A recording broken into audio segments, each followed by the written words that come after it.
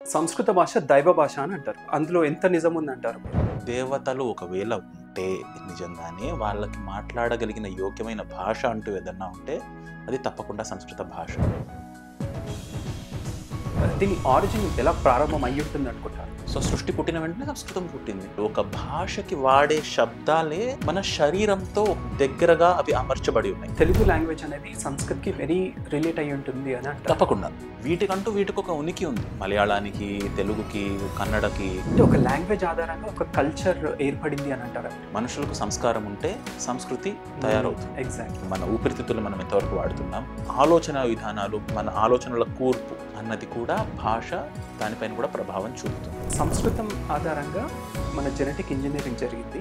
మన సంస్కృతి కాబట్టి మీరు గెలిచారా అంటే పాపం వాళ్ళ స్వయం కృషిని కొంచెం తక్కువ చూసినట్టు అవుతుంది. బట్ నా బుద్ధి భేదం జనయేత్ అజ్ఞాన జ్ఞాన సంగినం జోషయేత్ సర్వకర్మాణి విద్వాన్ యుక్త సదాచరం.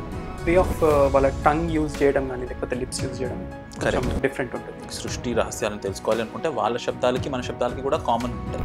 సంస్కృతం నేర్చుకోవడం వల్ల మెంటల్ వెల్బీయింగ్ అలాగే స్పిరిచువల్ వెల్బీయింగ్ ఎలా ఉంటుంది అంటారు? ఇంత సింపుల్ తలనొప్పికే నేను మంత్రాలు వాడి నా తలనొప్పి తగ్గించుకుంటాను అంటే ఇట్ టేక్స్ మచ్ లాంగర్. గ్రంథాలు అర్థం కావాలంటే సంస్కృతం రావాలి. మీ పేరే సంస్కృతంలో ఉంది, నా పేరు సంస్కృతంలో ఉంది. మీ పేరు గురించి తెలుసుకోండి ఇంకొంచెం. కార్తిక్ అనే దానికి మీనింగ్ చెప్పండి చూద్దాం. నమస్తే, welcome back to my channel. ఈరోజు మనతో ఒక స్పెషల్ గెస్ట్ ఉన్నారు. సంస్కృత్ ఛానల్ బహుశా మీకు అందరికీ తెలిసి ఉంటుంది. సంస్కృత్ ఛానల్ అని వారు ఉదయ్ గారు వారి పేరు యాక్చువల్లీ. సో వారు సంస్కృతం క్లాసెస్ ఇస్తున్నారు అనమాట ఆ ఛానల్ ద్వారా. ఇతిహాసాలు తర్వాత పురాణాలు ఏవైతే ఉన్నాయో అంటే వాటిని కొంచెం మనకి ఎక్స్ప్లెయిన్ చేస్తున్నారు అనమాట. అయితే నాకు చాలా విషయాలు వారు చెప్తున్నారు, నాకు అంత డెప్త్గా నాకు తెలీదు. కాకపోతే వారి నుంచి తెలుసుకుందామని చెప్పేసి ఈ పాడ్కాస్ట్కి వారిని ఇన్వైట్ చేశాను. నమస్తే ఉదయ్ గారు. నమో నమః. నమస్కారం ఉదయ్ గారు, నేను ఇప్పటి వరకు ఏ సంస్కృత గ్రంథం చదవలేదు. ఓకే. సో నాకు ఏమీ తెలియదు అనమాట. సంస్కృతం తెలియదు అంటే సంస్కృతం అనే భాష చదవలేదు, నేను ఒప్పుకుంటాను. సంస్కృతం తెలియదు అంటే నేను ఒప్పుకోను, మీకు ఆల్రెడీ తెలుసు. సో సంస్కృతం ఎలా ఉంటుందని తెలుసు, కాకపోతే డెప్త్ తెలీదు. ఎందుకంటే బిఫోర్ హ్యాండ్ నేను చెప్తున్నాను. ఎందుకు నేను చెప్తున్నానంటే I have to start somewhere. అంటే సంస్కృతము చదవడం అనేది, సంస్కృతం అర్థం చేసుకోవడం అనేది I have to start somewhere. నేను కేవలం భగవద్గీత మాత్రమే చదివాను. అది కూడా ఏంటంటే సారాంశం వరకే చదివాను తప్ప నాకు ఆ శ్లోకాలు కానీ అట్లాంటివి నా మైండ్కి నేను ఎక్కించుకోలేదు. But I have to start somewhere. దానికోసమని మీరు అంటే మీ నుంచి నేను తెలుసుకోవాలనుకుంటున్నాను. అంటే సంస్కృత భాష చాలా మధురమైనటువంటి భాష నాకు తెలుసు. సో కొంత దాని గురించి బేసిక్స్ తెలుసుకోవాలని అనుకుంటున్నాను. సో ఫస్ట్ క్వశ్చన్ ఏంటంటే, సంస్కృత భాష దైవ భాష అని అంటారు. అంటే ఈ యూనివర్స్కి అండ్ ఈ సంస్కృత్ లాంగ్వేజ్కి there is some sort of connection ఉంది అని అంటారు. సో అందులో ఎంత నిజం ఉంది అంటారు మీరు? పూర్తి నిజం.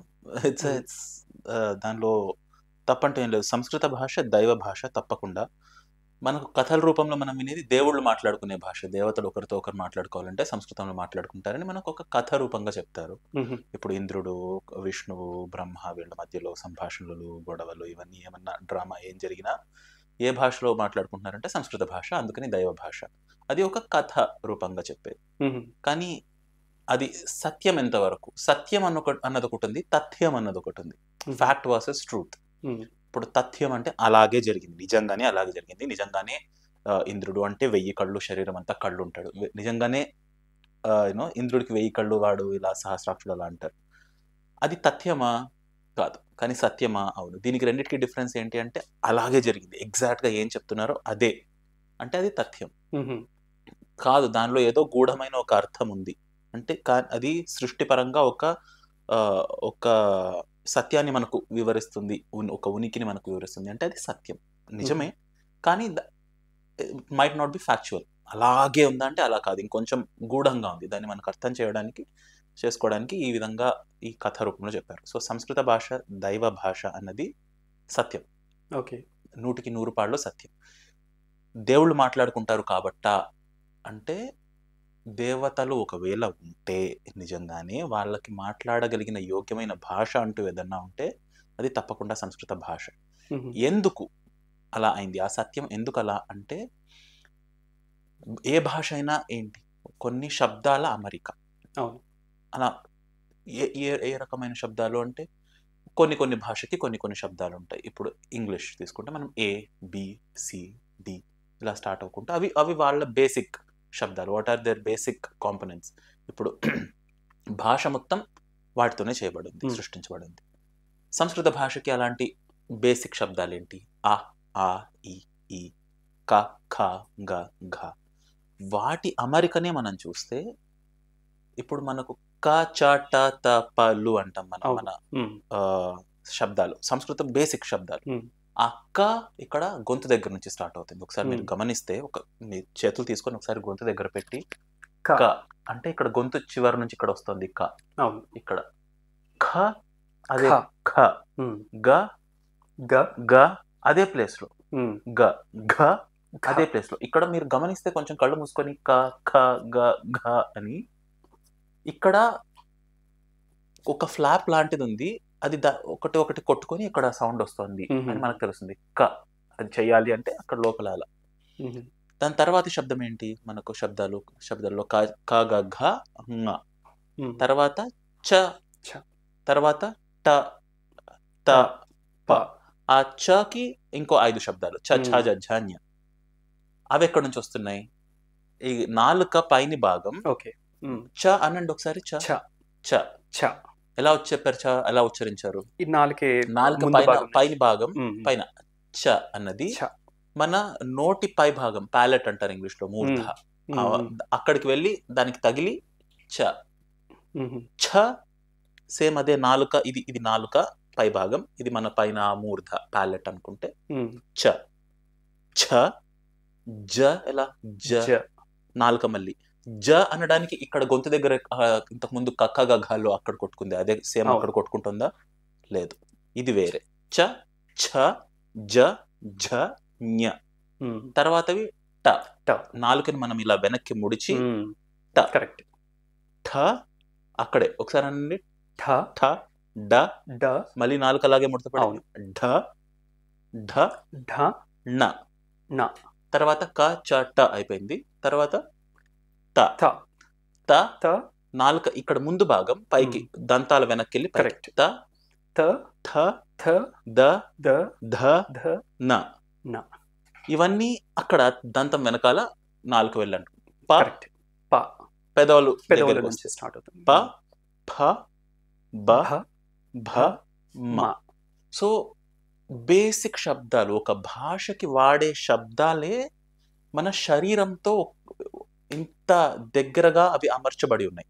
ఇక్కడ గొంతు నుండి పెదవుల దాకా ఒక్కొక్కటిగా స్టెప్ బై స్టెప్ మనకు బయటకు వస్తున్నాయి శబ్దాలు. కరెక్ట్.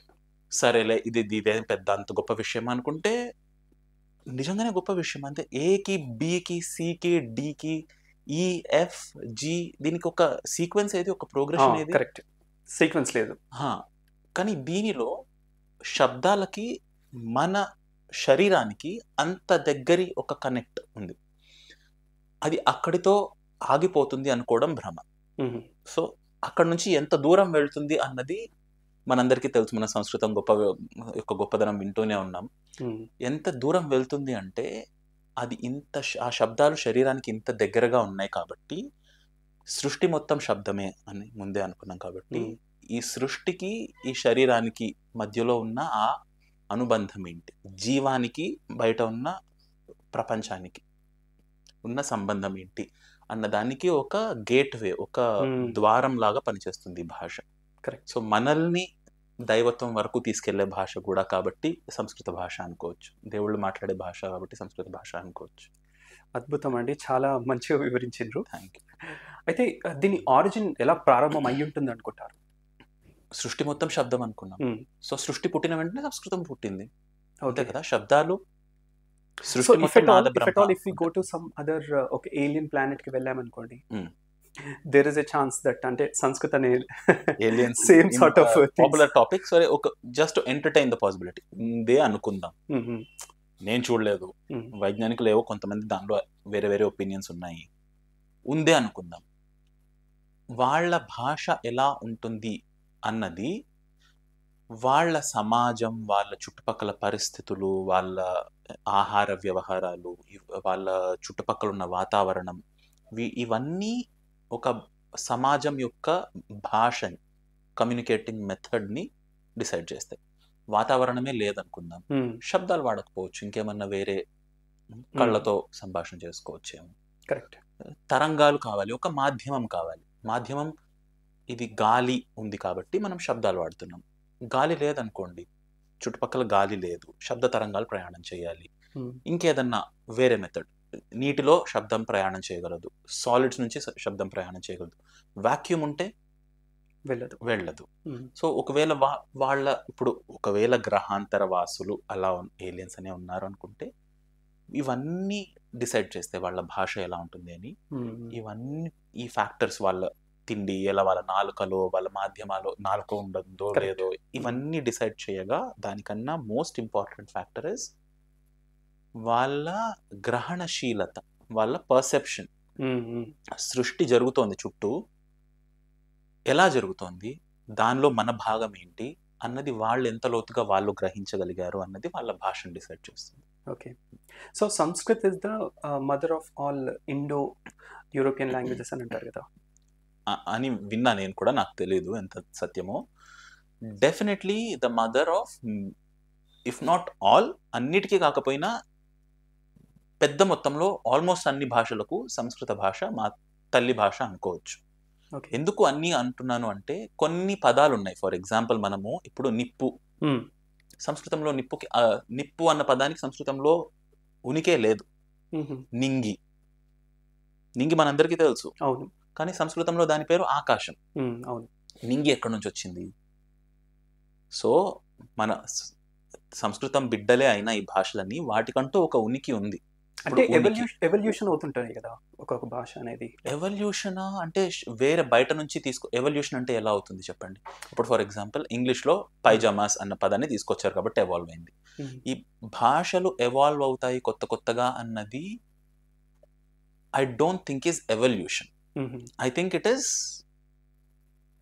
సంస్కృతంలో దానికి అపభ్రంశం అంటారు. It is devolution.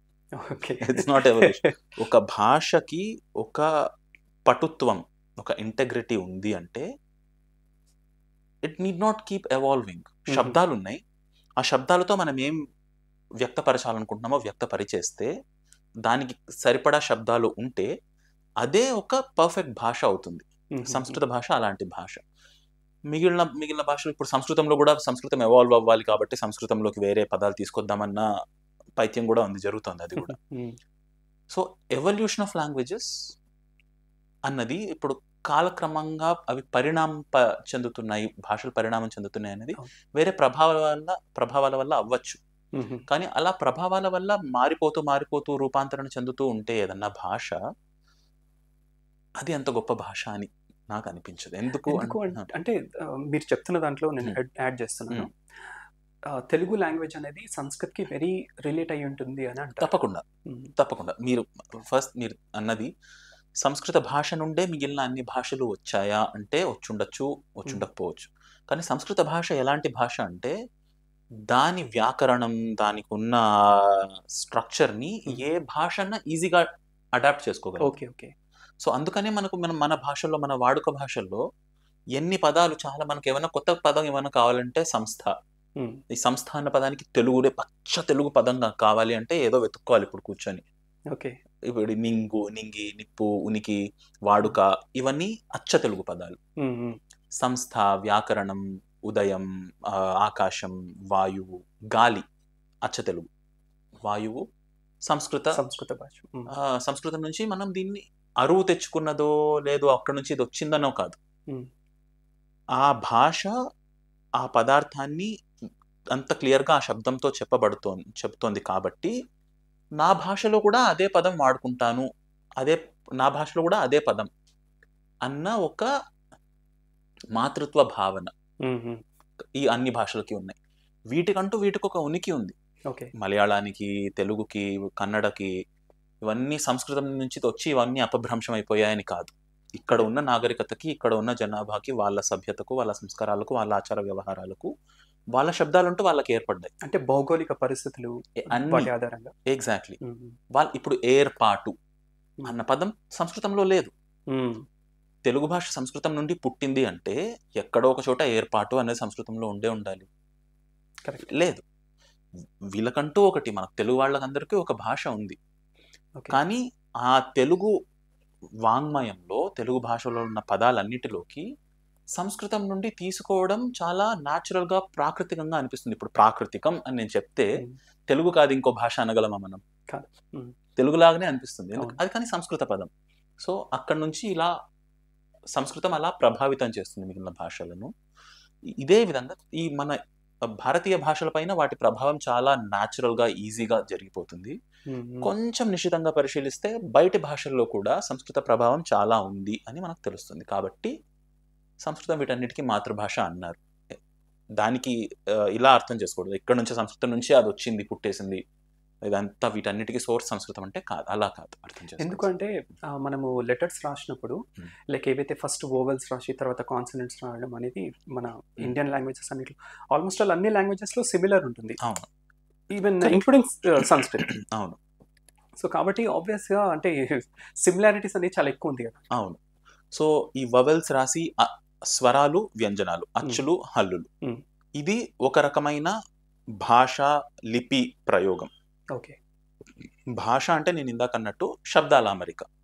ఆ శబ్దాలు చాలా చాలా శబ్దాలు. ఇప్పుడు ఇంగ్లీష్లో కూడా స్వరాలు, వ్యంజనాలు ఉన్నాయి, వాళ్ళకు అచ్చులు, హల్లులు ఉన్నాయి. ఓకే. వాళ్ళకి 5 అచ్చులు, ఆ, ఏ, ఈ, ఓ, ఉ, అంతే. అవును. మనకు ఆ, ఈ, ఈ, ఉ అని సిస్టమాటిక్గా ఎంతసేపు, ఎంత నిడివి వరకు, ఎంత మాత్రా కాలంలో ఎలా ఉచ్చరించాలి అనేది it's very very systematic. Correct. A E I O U are their vowels, అంతే. కానీ ఇప్పుడు అచ్చులు సపరేట్గా పెట్టుకోవాలి, హల్లులు సపరేట్గా పెట్టుకోవాలి, వీటికి అవి కలిస్తే మనకు ఒక వర్ణమాల తయారవుతుంది. This is a different kind of a script. వాళ్ళు ఇంగ్లీష్ వాళ్ళు దీనికి అబుగిడా అని పేరు పెట్టుకున్నారులేండి, we don't need to go there. ఇప్పుడు భాషా శాస్త్రవేత్తలు, లింగ్విస్ట్స్ అంటారే, వాళ్ళు దే స్టడీ దిస్. దానికి ఆ పేరు ఎందుకు వచ్చింది అదంతా తర్వాత విషయంలోకి వెళ్తే, ఆ భాషని లిపి రూపంగా ఎలా రాయాలి, దాని ఆల్ఫాబెట్స్, దాని వర్ణమాల అని మనం అంటాం. వాళ్ళు ఆల్ఫాబెట్స్ అంటారు. ఆల్ఫాబెట్ ఎందుకంటే ఆల్ఫా, బీటా రెండు కలిపి ఆల్ఫాబెట్. చెత్త చెత్త మరీ ఎక్కువ తిట్టడం అక్కర్లేదు. మనది వర్ణమాల. ఆ పదంలోని వర్ణాలు, వర్ణం అన్న దానికి ఒక రంగు అన్న మీనింగ్ ఉంది, ఒక శబ్దం, వర్ణించడం, డిస్క్రిప్షన్ అన్న మీనింగ్ ఉంది. ఇట్స్ ఎ బ్యూటిఫుల్, వెరీ, ఎంత, అందుకే నేను ఫ్యాన్ సంస్కృత్కి. సంస్కృత భాషకి ఎందుకు ఇదంతా గోల, ఎందుకంటే అంత సౌందర్యం, అంత అందం అక్కడ పెట్టుకొని, వాట్ ఎల్స్ టు, మాధుర్యం, అంత మాధుర్యం అక్కడ పెట్టుకొని, తీయదనం అక్కడ పెట్టుకొని. So that's why explore it. Correct. సంస్కృతం అండ్ సంస్కృతి అంటే మన కల్చర్ని, మన దగ్గర ఆ కల్చర్ అనే వర్డ్ సంస్కృతి అని యూజ్ చేస్తాం కదా. లైక్ వాట్ అంటే ఒక లాంగ్వేజ్ ఆధారంగా ఒక కల్చర్ ఏర్పడింది అని అంటారా మీరు? లాంగ్వేజ్ ఆధారంగా కల్చర్ ఏర్పడింది అంటారా అన్నారు. కల్చర్ ఆధారంగా లాంగ్వేజ్ ఏర్పడి ఉండొచ్చు కదా. ఇది కోడి ముందా గుడ్డు ముందా కైండ్ ఆఫ్ క్వశ్చన్. సో ఈ సంస్కృతం, సంస్కృతి, సంస్కారం, కృ అన్న ఒక ధాతు శబ్దం, వీటన్నిటినీ రకరకాల పాళ్లలో కలిపితే ఈ 3 పదాలు వస్తాయి. ఇప్పుడు ఒక శబ్దానికి మనం ఒక ఉపసర్గ అంటే దాని ముందొక కొమ్ము, ప్రత్యయం అంటే దాని వెనకాల ఒక తోక, ఇవి జోడిస్తే ఒక పదం తయారవుతుంది. కరెక్ట్. ఇప్పుడు ఫర్ ఎగ్జాంపుల్ మీరు సంస్కృతం, ఇప్పుడు కార్యం, కారణం, కృతం, కర్మ, ఇంకా కరణం, ఇలాంటి వాటన్నిటికీ కృ అన్నది ధాతు, దానిలో ఉన్న ఒక మూల శబ్దం. ఇప్పుడు ఆ కృ నుండి కార్యం ఎలా తయారైంది, కర్తవ్యం ఎలా తయారైంది, కారణం ఎలా తయారైంది, కృతం ఎలా తయారైంది అన్నది వ్యాకరణం. ఇప్పుడు సంస్కృతం అన్న పదాన్ని తీసుకుంటే దాని ఉపసర్గ, ముందున్న ఒక కొమ్ము, కృతం తర్వాత ఉన్న తోక. సంస్కృతి, సంకృతి, సంస్కారం, సంకారః, కారం, కారం అంటే తెలుగు కారం కాదు, కారం. ఇవి ఈ కృ అన్నదానికి ఏంటి అర్థం అంటే చేయబడినది, చేసేది, కార్యం, కారణం, కర్త కదా, చేయడం. ఇదేంటి కరహ, చెయ్యి అంటే సంస్కృతంలో పేరే కరహ, చేసేది, కాబట్టి చెయ్యి. సో సం అన్న ఆ ముందున్న కొమ్ము, ఆ ఉపసర్గకి అర్థం ఏంటి అంటే బాగా, ఇంకా ఇప్పుడు సమ్ అన్నది ముందు ఎక్కడ తగిలిచ్చినా దానికి ఒక అందమైనది, ఒక మంచిది అన్న ఒక సంసిద్ధత, సంయమనం, సంయోగం, సంస్కారం, సంబంధం, మంచి వాటన్నిటికీ సమ్ అనేది ముందు ఒక ఉపసర్గ కొమ్ములాగా ఉంటుంది.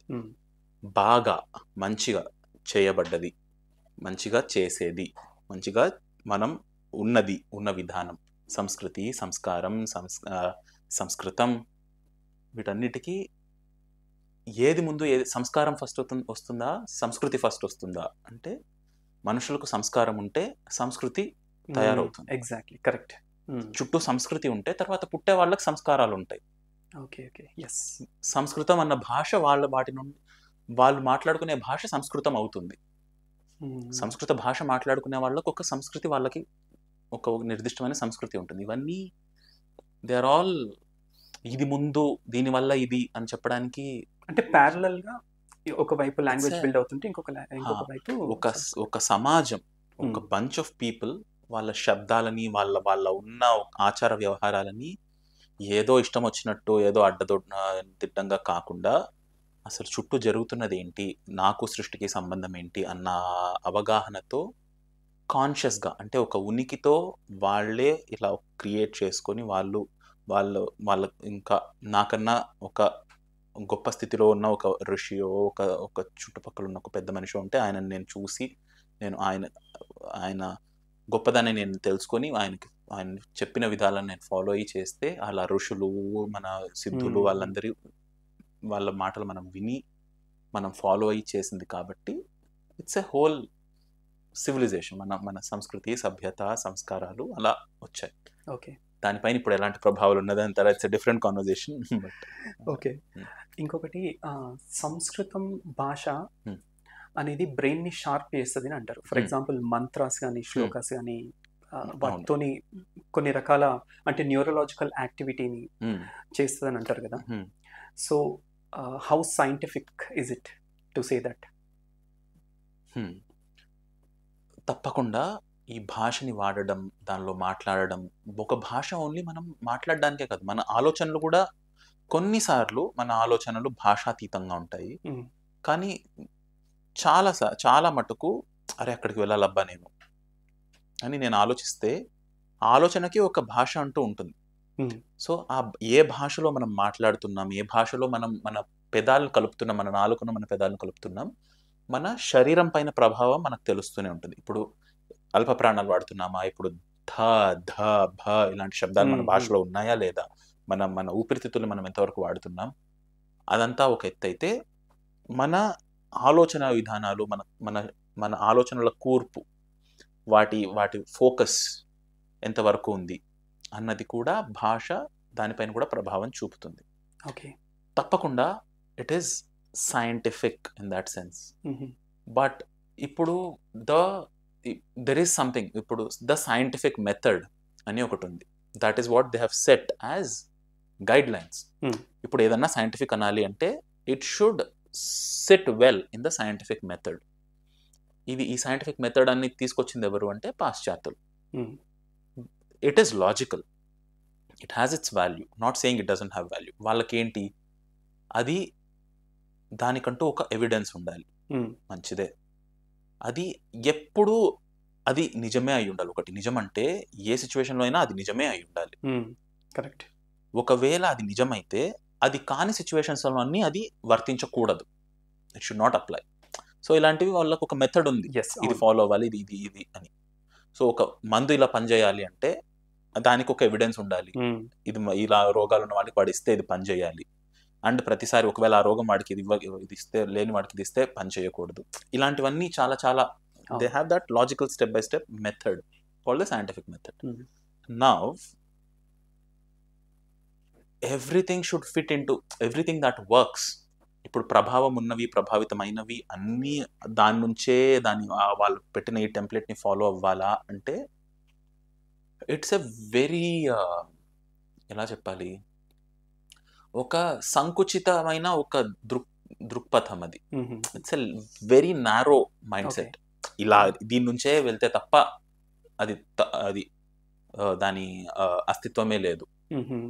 అలా అనుకుంటే చాలా మటుకు మన సృష్టిలో మనకు జరిగేవన్నీ మన మన ఎమోషన్స్ ఎందుకు మారుతున్నాయి, అసలు నేనంటే ఎగ్జాక్ట్లీ ఏంటి అన్న క్వశ్చన్ అక్కడ ఫెయిల్ అయిపోతుంది. కరెక్ట్. అంటే చాలా ఫీలింగ్స్ ని బేసిక్. మనము సైంటిఫిక్ గా మనం ప్రూవ్ చేయడానికి రాదు. There are Same. Exactly Mm. Subjective aspects of life అంటారు. అంటే Mm. సబ్జెక్టివ్ అంటే ఒక ఇది ఇంతవరకు జరిగింది, నీకు ఎంత ఆనందంగా ఉంది అంటే ఎంత ఆనందంగా ఎలా చెప్తారు ఎవరన్నా? అనుభవాన్ని చెప్పలేము కదా. అనుభవాన్ని సబ్జెక్టివ్ మనం మన ఆ, ఇలా గణించగలిగినవి, Mhm. ఇప్పుడు లెక్క పెట్టగలిగిన, Correct, ఇప్పుడు correct. అన్నిటినీ లెక్క పెట్టచ్చు అన్నది that is the western mind set. Yes. అన్నిటికీ ఒక లెక్క ఉంది, ఒక ఒక పరిమాణం ఉంది. ఇప్పుడు ఓకే సరే ప్రేమ ఉంది అనుకున్నా, those are also chemical reactions. ఎంత ఎక్కువ కెమికల్ రియాక్షన్ జరిగితే అంత మైండ్లో, ఒకవేళ అంత అన్ని రసాయనాల ఉత్పత్తి అయితే అంత ఎక్కువ ప్రేమ ఉన్నది అన్నది, దాన్ని కూడా లెక్క పెట్టచ్చు అనేది వాళ్ళ దృక్పథం. అవును. We need not follow that. Yes. మనకు అది అక్కర్లేదు. సో సైంటిఫికా అంటే తప్పకుండా ప్రభావితం చేస్తుంది మన భాష, మన ఆలోచన విధానాన్ని, మన మెదడు చురుకుదనాన్ని, మన మన శారీరక వ్యవస్థను, మన ఇమ్యూనిటీని, వీటన్నిటిని ఎఫెక్ట్ చేస్తుంది. మన హెల్త్ని, మన మెంటల్ హెల్త్ని, ఫిజికల్ హెల్త్ని, వీటన్నిటిని ఇంపాక్ట్ చేస్తుంది. ఎలా ఇంపాక్ట్ చేస్తుంది నాకు నంబర్ చెప్పు అంటే, ఒక వారం రోజులు, నెల రోజులు కాకపోయినా వారం రోజులు చేస్తే మీకే తెలిసిందంటే అంటే సాధన చేయాలి. దానికి సంబంధించిన సాధన చేసి, అంటే పర్సనల్ ఎక్స్పీరియన్సెస్ ద్వారా కరెక్ట్ తెలుసుకోవడానికి తెలుసుకోవచ్చు. పనిచేస్తుంది, తప్పకుండా పనిచేస్తుంది. ఓకే. ఎంతవరకు పనిచేస్తుంది? ఇంతకుముందు 20% ఉంటే నీ బ్రెయిన్ పవర్ ఇప్పుడు 50% అయిందా అంటే, అలాంటివి కూడా చేయొచ్చు, చేస్తున్నారు. నిమ్హాన్స్ లో ఈ ఎలక్ట్రికల్ మ్యాపింగ్స్ లాంటివి పెట్టి దే ఆర్ డూయింగ్ ఇట్. అది చేసేదాకా ప్రూఫ్ ఉన్నంత వరకు నేను సంస్కృత శ్లోకాలు చదవను, ఫస్ట్ ప్రూఫ్ తర్వాత నేను నేర్చుకుంటాను నీ దగ్గర సంస్కృతం అంటే ఇట్స్ లూజింగ్. దానిలో ఎవరికి. నేను ఈ ప్రశ్న ఎందుకు అడిగానంటే, అంటే నాకు ఒకరు చెప్పారు దీని గురించి. యుఎస్ లో స్పెల్ బీ కాంపిటీషన్స్ అని జరుగుతాయి. సో చిన్నపిల్లలకు వాళ్ళు స్పెల్లింగ్స్ చెప్తారు. సో ప్రతి ఇయర్ మన వాళ్ళే, తెలుగు వాళ్ళు, అయితే ఎప్పుడు కూడా మన ఇండియన్సే గెలుస్తున్నారు. And they are like second generation kids అంతే కదా అక్కడ, లైక్ యుఎస్ కి వెళ్ళిన తర్వాత. So I mean to say, because of our languages are somewhere related to Sanskrit, and మన జెనెటిక్ మోడిఫికేషన్స్ అంటే సమ్ కైండ్ ఆఫ్ అంటే జెనెటిక్ స్ట్రక్చర్ మన బ్రెయిన్లో ఉందేమో అంటే అతను చెప్పారు.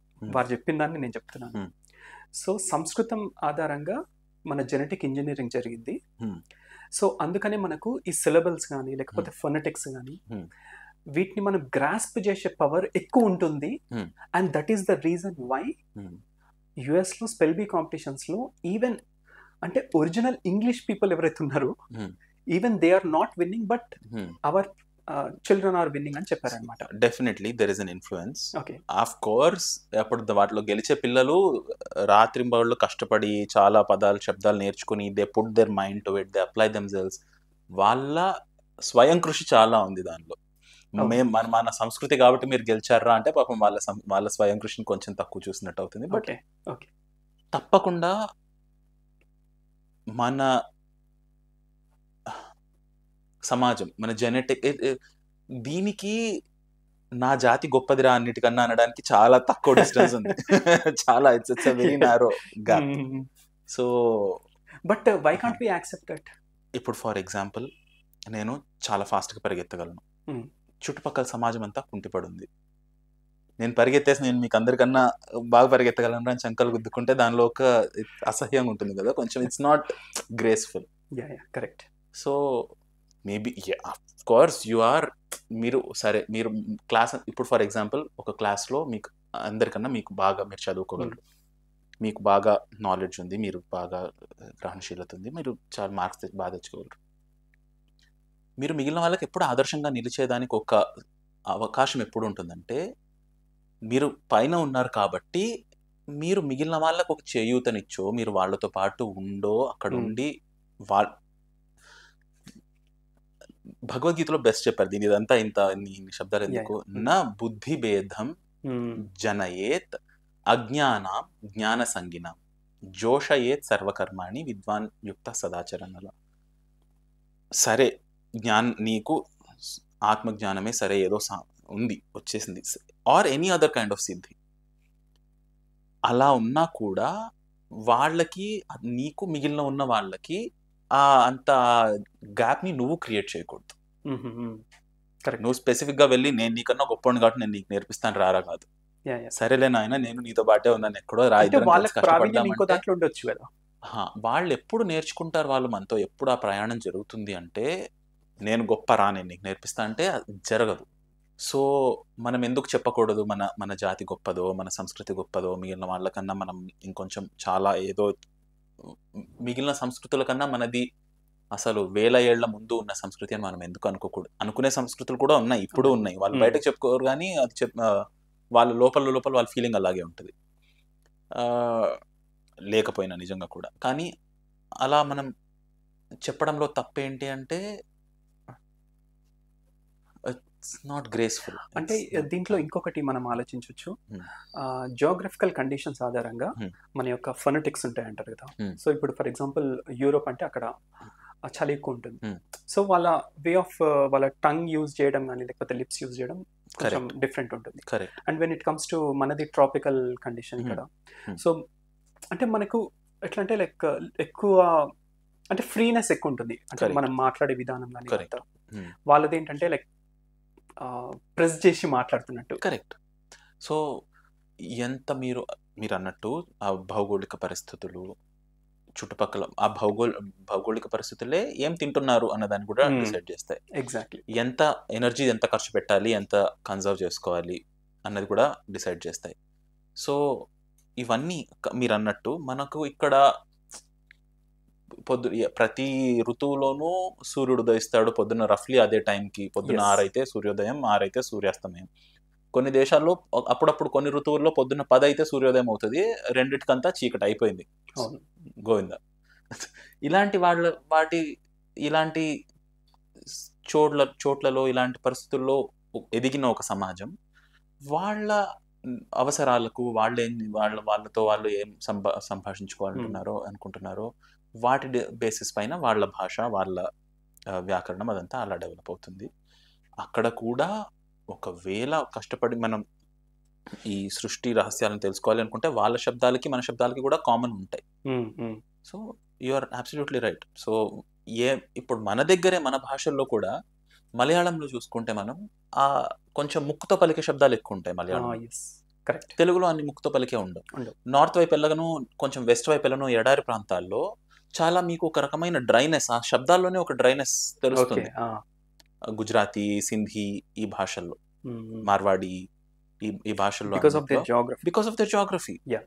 So it's definitely it's. But సంస్కృత పదం ఉంటే ఈ మలయాళం వాళ్ళకి అర్థమవుతుంది, గుజరాతీ వాళ్ళకి అర్థమవుతుంది, సింధీ వాళ్ళకి అర్థమవుతుంది. ఎందుకంటే అది సృష్టి గురించి. ఎక్కడేది ఎవరు ఎలా ఉన్నా, ఏ ఆచార వ్యవహారాలు ఎలా ఉన్నా, చుట్టూ ఉన్నది ప్రకృతి, చుట్టూ ఉన్నది సృష్టి.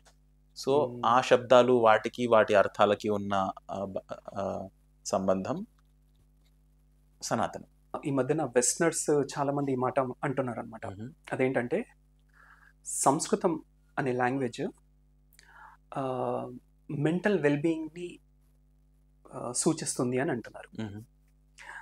సో ఈ భజనలు చేయడం, తర్వాత మంత్రాస్ నేర్చుకోవడము, శ్లోకాస్ నేర్చుకోవడము, ఇవన్నీ చేస్తున్నారు అనమాట. సో మీరు ఏమని చెప్తారు, లైక్ అంటే సంస్కృతం నేర్చుకోవడం వల్ల ఈ అంటే మెంటల్ వెల్బీయింగ్ అలాగే స్పిరిచువల్ వెల్బీయింగ్ ఎలా ఉంటుంది అంటారు? ఈ వెస్టర్నర్స్కి ఎలా అయిపోయిందంటే వేరే వేరే సంస్కృతులకి మన దగ్గర నుంచి ఒకటి తీసుకుంటారు, ఏదో ఒక చిన్నది ఆహాహా ఇది మాత్రం ఇది పనిచేస్తుంది బాగా అనుకుంటారు. వాళ్ళ ప్రాబ్లం ఏంటంటే ఇది ఒకటే పనిచేస్తుంది అనుకుంటారు. ఇప్పుడు వస్తారు ఆయుర్వేద ఇదేదో బాగున్నట్టుంది అదొకటి తీసుకుంటారు వాళ్ళు, ఇది ఒకటి బాగుంది వీళ్ళ గురించి, యోగా ఆసనాలు ఒకటి తీసుకుంటారు, సరే భజనలు. కానీ ఇట్స్ ఎ హోల్ కల్చర్.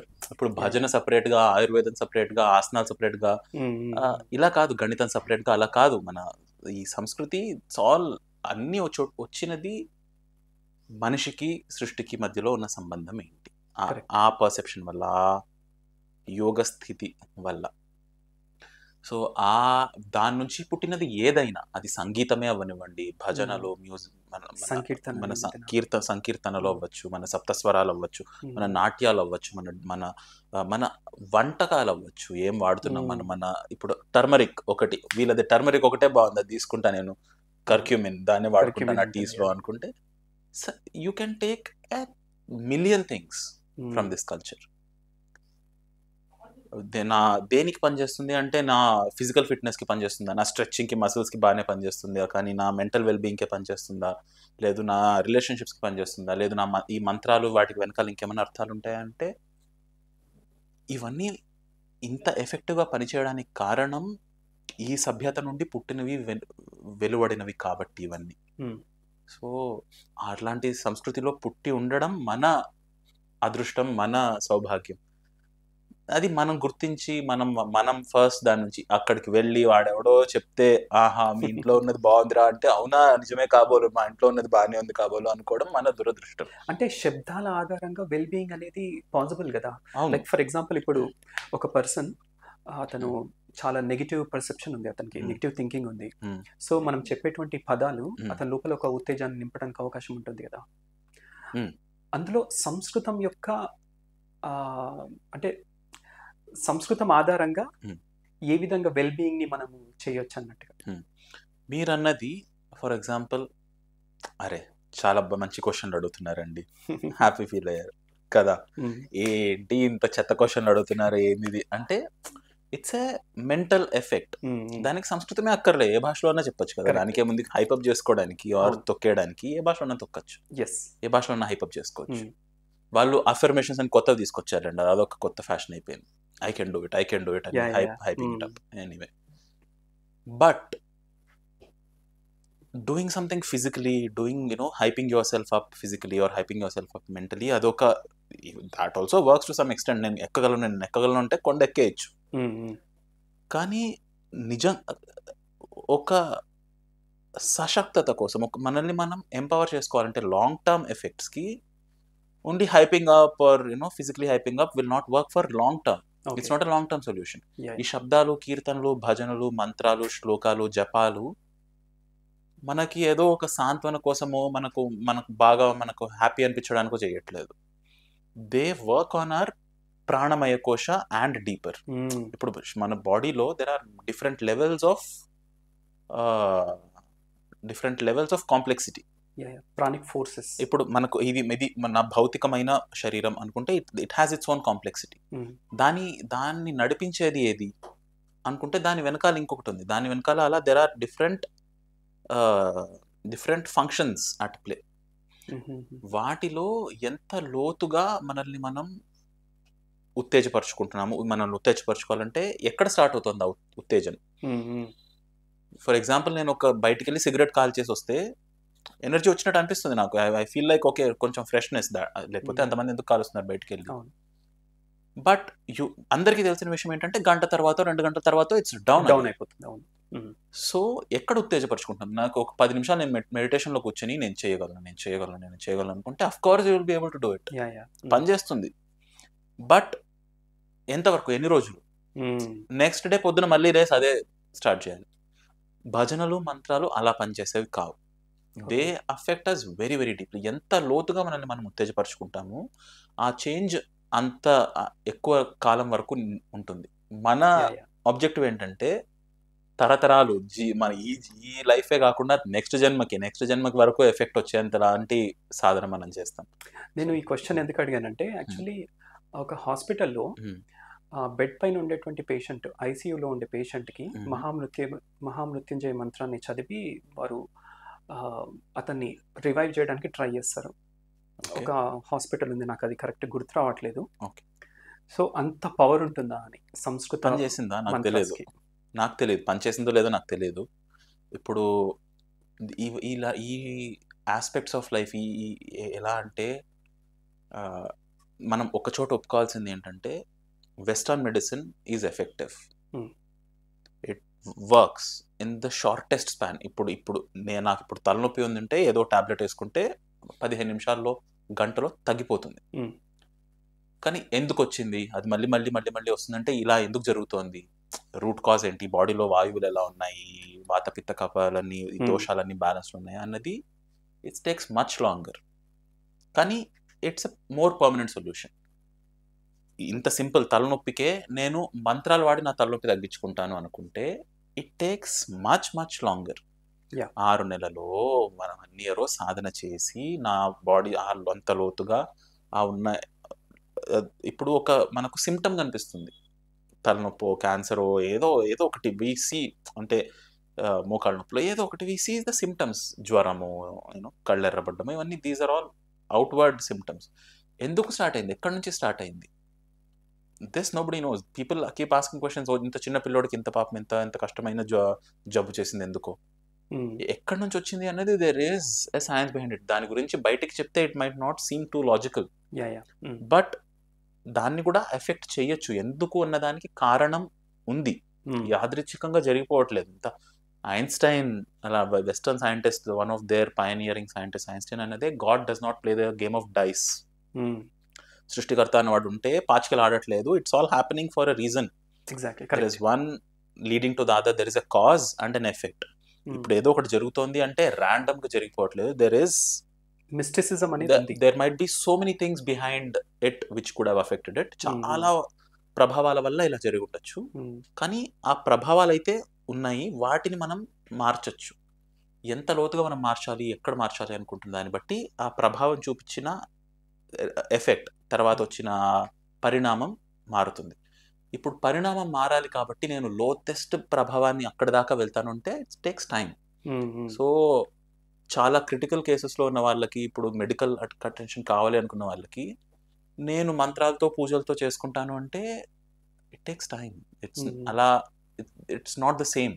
ఇప్పుడు ఇలా ఈ మెథడ్ ఆ రూట్ కాజ్ని వెతికి దానిపైన ప్రభావం చూపించడం, సిమ్టమ్స్ని క్యూర్ చేసి బాడీలోని కెమికల్ బ్యాలెన్సెస్ని అడ్జస్ట్ చేయడం, two very different approaches. Okay, అంటే గ్రంథాలు అర్థం కావాలంటే సంస్కృతం రావాలి.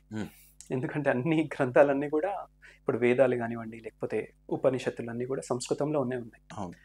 సో సంస్కృతం రావడం వల్ల మనము spirituality and at the same time scientific decoding కూడా చేయొచ్చు. ఎందుకంటే because there is deep science in our, అంటే ఈ ఏన్షియంట్ టెక్స్ట్ ఏవైతే ఉన్నాయో అందులో సైన్స్ కూడా ఉంది. సో వాటిని డీకోడ్ చేయడానికి అవకాశం ఉంటుంది. So somewhere we have to start, అంటే సంస్కృతం నేర్చుకోవడానికి, అంటే సంస్కృతం నేర్చుకోవడం అనేది ఎక్కడో ఒక దగ్గర స్టార్ట్ చేయాలి. సో మీరు ఆల్రెడీ సంస్కృతం నేర్పిస్తున్నారు అండ్ ఇండియా వైడ్ గా మీకు ఫాలోవర్స్ ఉన్నారు మీ ఛానల్ కి. You have somewhere around 1.2 million followers. So మీరు ఎక్కడ స్టార్ట్ చేయమని చెప్తారు? నేను స్టార్ట్ చేసింది భగవద్గీతతో, వాటి శ్లోకాలతో. ఎక్కడి నుంచి స్టార్ట్ చేయాలంటే మీ ఇష్టం, మీరు ఎక్కడి నుంచైనా స్టార్ట్ చేయొచ్చు. మీ పేరే సంస్కృతంలో ఉంది, నా పేరు సంస్కృతంలో ఉంది, ఇక్కడ ఉన్న రూమ్లో అందరి పేర్లు సంస్కృతం. మీ పేరు గురించి తెలుసుకోండి ఇంకొంచెం. కార్తిక్ అన్న దానికి మీనింగ్ చెప్పండి చూద్దాం. అది హోంవర్క్. నేను టీచర్ అన్నారు కాబట్టి సంస్కృతం టీచర్, మీకు అదే హోంవర్క్. అందరికి, చూస్తున్న వాళ్ళందరికీ మీ పేరేంటి, ఎందుకు వచ్చింది, సరే దీనికి ఏదో ఒక అర్థం చెప్పేశారు. కార్తిక్ అంటే కృతికా నక్షత్రం పైన పెట్టారు, కార్తిక స్వామి అంటే సుబ్రహ్మణ్య స్వామి, సరే అక్కడ దాకా ఆగకండి. ఇంకొంచెం లోతుగా, ఎందుకు సుబ్రహ్మణ్య స్వామి, ఆ కృతిక ఇంతకు ముందే మనం కృ ధాతు చేయడం అనుకున్నాం, అక్కడ నుంచి ఈ కృ ఏమైనా రిలేషన్ ఉందా, ఎక్కడ దాకా వెళ్ళింది, యూ స్టార్ట్. మనందరికీ ఉన్నాయి కదా, మీద వచ్చేసింది అనుకోండి, సరే అర్థమైంది. ఇంట్లో ఒక 4 ఉంటారు మినిమం, వాళ్ళ పేర్లేంటి, వాటికి అర్థాలేంటి, అన్లెస్ అహాన్ ఉహాన్ విహాన్ విహాన్ అలా కాకుండా సంస్కృతం పేర్లు ఉంటే, అట్లీస్ట్ మీ నాన్నవో వాళ్ళ ముందు జనరేషన్ వల్ల ఉంటే ఏంటి ఆ పేర్లు ఏంటి, వాటికి అర్థాలు ఏంటి, అక్కడ నుంచి స్టార్ట్ చేయొచ్చు. స్టార్ట్ చేయడానికి నిజంగా స్టార్ట్ చేయాలంటే ఎక్కడి నుంచైనా స్టార్ట్ చేయొచ్చండి, మీ పేరుతో స్టార్ట్ చేసుకోవచ్చు. So all the best, homework. Next ఎలాగో వీడియో ఎడిట్ చేసి బయట పెడతారు, అంతలోపు నాకు మొత్తం అట్లీస్ట్ ఒక 10 వాక్యాలు కావాలి నాకు. కార్తిక్ అన్న పదం వెనకాల ఎక్కడి నుంచి స్టార్ట్ అయింది, ఏంటి దానిలో అర్థాలు. ఒకటి ఏంటంటే లైక్ మనం హిందీలో పత్తర్ అంటారు కదా, పత్తర్ స్టోన్. పత్తర్ అనే దానికి అంటే నాకు ఆ సౌండింగ్ బికాస్ ఆఫ్ నేచర్ యొక్క మేకింగ్ లో, అంటే లైక్ దాని యొక్క సౌండ్ ఆధారంగా దాని యొక్క నేమ్ వచ్చింది అని అనిపిస్తుంది నాకు. అంటే there are lot of things like this. That's a great observation. That is what అన్ని భాషలు చేయాలనుకుంటున్నది అదే. ఇదేదో ఉంది, దాన్ని నేను చెప్పాలి, దాన్ని ఏ శబ్దాలతో నేను దాని స్వభావాన్నో దాది ఎలా ఉందో నేను ఎలా చెప్పగలను, ఏ శబ్దాలు వాడగలను, భాషలు చేసేవన్నీ అది. పత్థర్ ఈజ్ అ గ్రేట్ ఎగ్జాంపుల్. ఆ పత్థర్ అన్న పదంలోనే దాని స్వభావం ఎక్కడో దాగుంది. అది అది మ్మ్. కరుకుగా ఉంటుంది, అది అది గట్టిగా ఉంటుంది, అది కరెక్ట్. వేస్తే తగులుతుంది ఇలాంటివన్నీ. అన్ని భాషల్లో అన్నీ చేయాలనుకున్నది అదే. That is the whole process behind it. Okay, thank you very much Uday garu. Next time ఇంకొకసారి చేద్దాము, బట్ యాజ్ యూ సే ఈ హోంవర్క్ చేసుకుని వస్తాను. అందరూ చేయండి మీరు కూడా. Thank you. Okay, thank you. Like, share, subscribe guys. నమస్కారం.